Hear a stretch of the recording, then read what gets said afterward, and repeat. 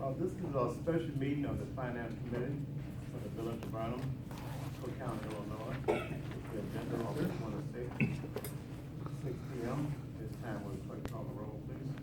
Trustee Cap? I'm here. Trustee Hodges? Trustee Garcia? Here. Trustee Greer? Trustee Richardson? Trustee Claybrook?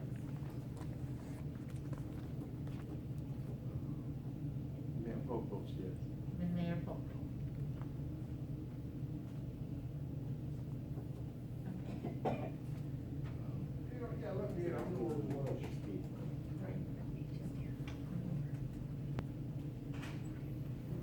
So before we open the meeting to the public, do you have anything to state to the Finance Committee? You can just stand up and do that. The opening of the meeting to the public to address the Finance Committee in the Village of Burnham. Any comments based on the Illinois Statute 120/20.06G? So could we have that motion, please? I'll make a motion that we open the meeting to the public. There's a motion on the floor by Trustee Cap to open the finance meeting to the public. Do we have a second? Second by Trustee Greer. Clerk, take the roll. Trustee Cap? Yes. Trustee Garcia? Yes. Trustee Greer? Yes. Mayor Polk? Yes. The meeting is now open to the public for public comment. Hi, I'm John Hyduk.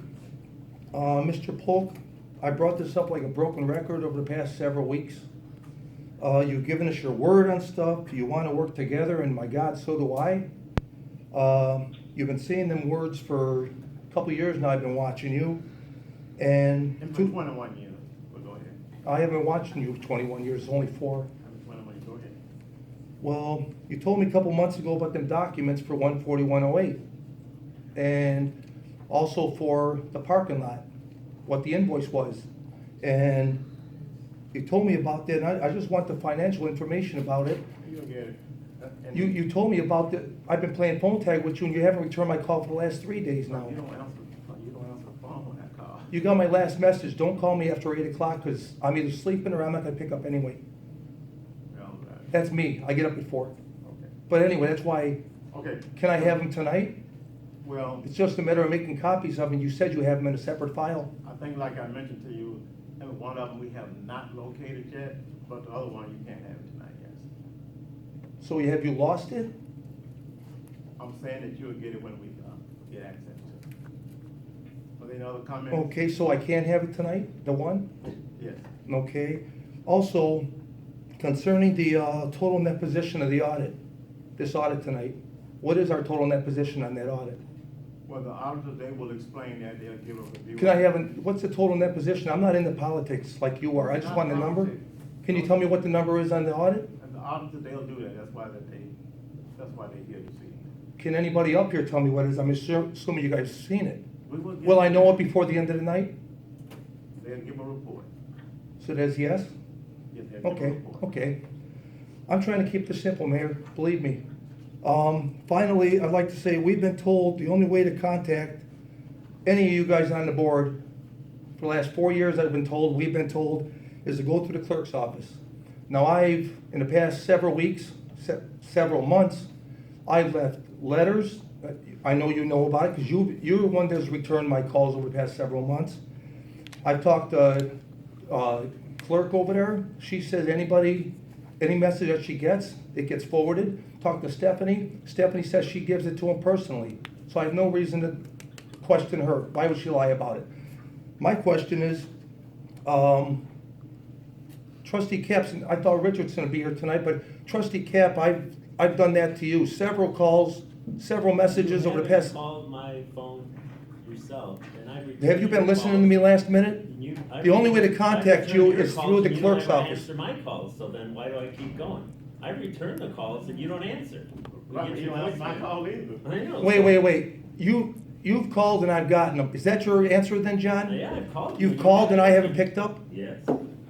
Yes. John, I've known you all my life. It's quite disappointing the last couple of years with You need to start you. calling me, because anytime you leave a message, I You know what? you don't I said I answer. wasn't gonna call you a coward till I heard your response. But now I gotta say, Okay, we're not gonna be it's really, arguing. it's not an argument, This Mr. isn't Polk. the This is the purpose only of way, this meeting. This excuse is me, not- John, this is my 3 minutes. The only way for a resident to communicate with you guys is what I've done and I don't get a return call from them. What am I supposed to do, Mr. Polk? Maybe you can answer that too. You've returned my calls, thank you. Okay. Maybe you can give my number to him. Is that it? Why couldn't you just say that? When you were talking, I didn't want to interrupt you. No, go ahead. You don't want to interrupt somebody? Of course not. Thank you, sir. Thank you. Had it the whole friggin' He and I time. are gonna get together one of these days, he and I. I'll take on any other public comment? Any other public comment? Politics. I'll ask for a motion to close the meeting to the public. I'll make a motion to close the meeting to the public. Get another motion on the floor by trustee Cap. We have a second, please, to close the meeting to the public. Second. A second by trustee, we have the clerk take the roll. Trustee Cap? Yes. Trustee Garcia? Yes. Trustee Greer? Yes. Mayor Polk? Yes. Okay, the meeting is now closed to the public, so trustee Cap, you can take it from here. Louderback and Audit LLP, the Village of Burnham current auditing company, has provided the president and the board of trustees of the Village of Burnham audit report and management letter for fiscal year ending 2021, and has filed the fiscal year ending 2021 audit with the state of Illinois.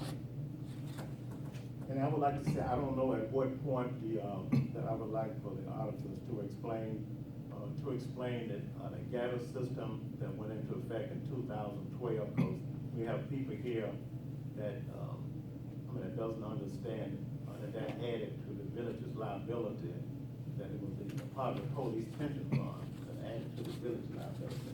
And some people look at that as if we overspent, and that's not the case. You understand what I'm saying? Okay. So, Brad from Lauterbach Neiman is on the phone conference, so Brad, you have the floor. Thank you very much. Can everybody hear me okay? Yes. Yes.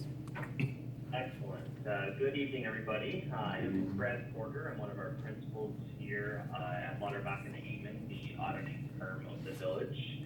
And I will be presenting a brief presentation on the fiscal year 2021 audit process and some of the required communication that we've published as a result of us getting to the finish line of this audit here this evening. I do know Courtney Clement, the true manager on the village's audit, was unable to make the meeting here this evening, so I do apologize. She had personal commitment, so you get to the second best here tonight. So thank you very much for your time. I appreciate the opportunity to call into the meeting. Thank you. I'd also like to give a very special thank you to Christina and Luce for their efforts in getting the audit finalized. We really, really appreciate it. There are 3 pieces of required communication that we issue as part of our audit process. It's my understanding that each member there tonight has a copy of the audit report and management letter. Is that correct? That is correct. Excellent. I will be referring to certain page numbers throughout. Again, at this point, with it being April of 2022, a lot of this information is outdated, so much of my presentation will be centered around some of the intangible components of the audit process. So I did want to first mention, in accordance with Statement on Auditing Standard number 114, we are required to state whether or not we had any disagreements or difficulties that we had encountered with management during our audit process. And I am happy to report in the body of that 3-page letter, which can be obtained from the finance team, you will find no such disagreements or difficulties noted in accordance with STAS 114. Now, if you would mind turning to page 1 of the actual audit report, that is going to be the thicker of the 2 bound documents that were provided to you.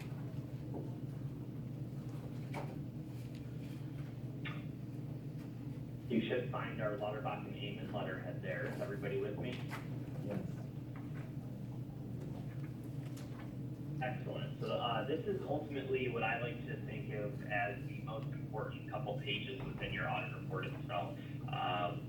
In this letter, we essentially state what your responsibility is as management, and that is to make sure that we're provided with a clean set of financial statements to work off of. We then go on to state what our responsibility is as your audit firm, and that is to generate an opinion on the financial statements provided.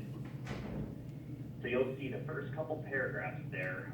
We have issued what is known as an unmodified opinion for fiscal year ended April 30th, 2021, which essentially states that we believe the financial statements are free from any material misstatements and that there are sound internal controls in place.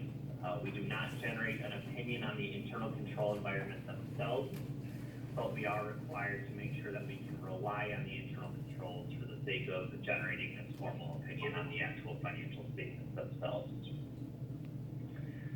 Let's turn to page 5.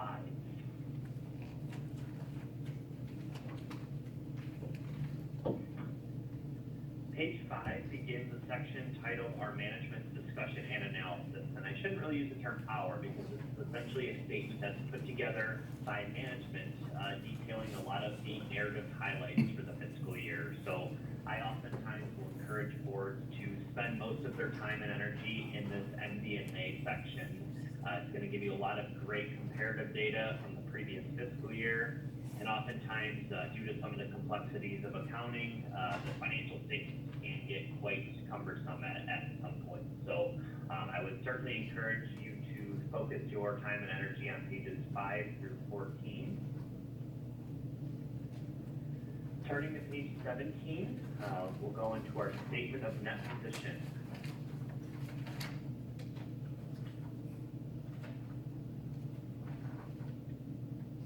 Now, in governmental accounting, there are 2 different bases of accounting, and it does get confusing at times. We have what we call our full accrual financial statements and our modified accrual financial statements. So, as noted on page 18, I did want to point out that we have a negative government-wide net position of $5.5 million, and that does get quite misleading and confusing because we have a just over $12 million net pension liability on our financial statements for our police pension fund. And as we know, we're funding that over a 20 to 30 year amortization period. So the government-wide financial statements do include all those long-term liabilities. So you will see that $12,092,000 net pension liability pertaining to your police pension fund. Which is a large attributing factor to why you have an overall deficit at the government-wide level. Does that make sense for everybody? So in other words, this doesn't have anything per se to do with the Village of Burnham internally financing as far as the running of the government goes, but the police pension fund is a separate entity, a separate liability, but it's coupled in with the village's overall perspective. Is that correct? Yeah, under GASB 6768, you are required to disclose your net pension liability on the face of your government-wide financial statements, which is what you're seeing here. So, in summary, your net position is really the difference between your total government-wide assets and your total government-wide liabilities. So, yes, you have a $12 million net pension liability, but in terms of short-term cash flow needs, that's where your fund-level financial statements are much more, it makes a lot more sense to look at your short-term financial cash flow needs at the fund level, which I will get into in a moment. But from a long-term perspective, I would certainly encourage the village to take a look at their growing police pension liability and see what you can do on that front. And my last question, would it also be safe to say that this new policy, or this new procedure of reporting just went into effect in 2012, if I'm correct? I believe it was actually 2012. It seems a little bit too far out. It was 2016 was when GASB 6768 went into effect. Okay, I stand corrected, okay. Yep. And so, yes, in 2016, we had done a significant restatement to your government-wide financial statement to add that liability to your books. That would be a correct assumption. Okay, well, again, we just wanted clarification of that because there are people that feel that we have run the village into bankruptcy and that we spent all this extra money and we've been trying to explain that it's the police pension fund that has caused this increase in appropriation or increase in funding that shows up on the budget. So it's not the Village of Burnham and per se the governmental fund and that runs the village. It's the police pension fund, which is a separate entity from us. Okay, I'll proceed. No, it's not. Understood. So I'd like to turn your attention to page 23 next. Again, a lot of this financial statement data is a little bit outdated, but I wanted to highlight our general fund specifically in terms of its performance for fiscal year 21. On page 23, the third line up from the bottom, you will see an overall net change in fund balance line item. So we had a $1.2 million increase in our general fund balance for fiscal year 2021, which was largely attributable to the significant amount of grant funding that we had received within the fiscal year as a result of our COVID relief. Now, at this point, I'd like to jump over to our management letter, which is the second of the two bound documents.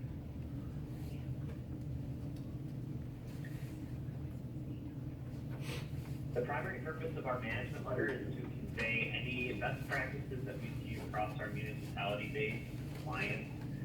It's to convey any internal control recommendations or weaknesses that we had identified, as well as any upcoming accounting pronouncements that we feel the village should be made aware of. We had one current recommendation as a result of our fiscal year 2021 audit, and that was simply procedural related. This is just for transparency, and this pertains to one of the upcoming accounting pronouncements for leases. So nothing necessarily in the current year that we had identified as a weakness or recommendation. This is more so a transparency related comment to indicate that the reporting for leases is going to change in fiscal year 2023, and we'll help you through that process once we're at that point. Now, I would encourage the board to spend some time and energy evaluating the 13 prior recommendations that are also included in this letter. I'm not going to go into detail on those comments here this evening, but it is worth noting that these prior recommendations would have been issued in the 2020 audit and previously. And there was no comments of the 13 that we had previously issued that were actually implemented for fiscal year 2021. So definitely something to keep in mind. We would, happy to work with you on the implementation of any of these comments, providing sample policies, et cetera, to be able to make some progress on that front. At this time, that would conclude my coverage of the 2021 audit. Appreciate your time and happy to answer any questions at the board level if any exist. Any questions? Any questions? Any questions? Terry, you I have no questions. So. One comment. Yeah. Every year, the deficit gets smaller, and every year, the management of the city's finances gets better. So, it's time COVID's over, time to take it to the next level, like you guys do every year. And so we'll be available to help you guys with that too, as long, also with the auditors. But the overall, without COVID, the overall deficit decrease was almost 830,000. And that's pretty big without the COVID money, which of course was helpful and used to help the residents supporting them. But it's going in the right direction. Every year the books are cleaner and cleaner, and if we had more staff, we could probably do a few more of those recommendations. But again, that's another challenge. We've been trying to get you over to help us out with extra time, but you've been so busy. Yeah. We could use another accountant too. Okay, but then I'll wait for the board and I'll ask for.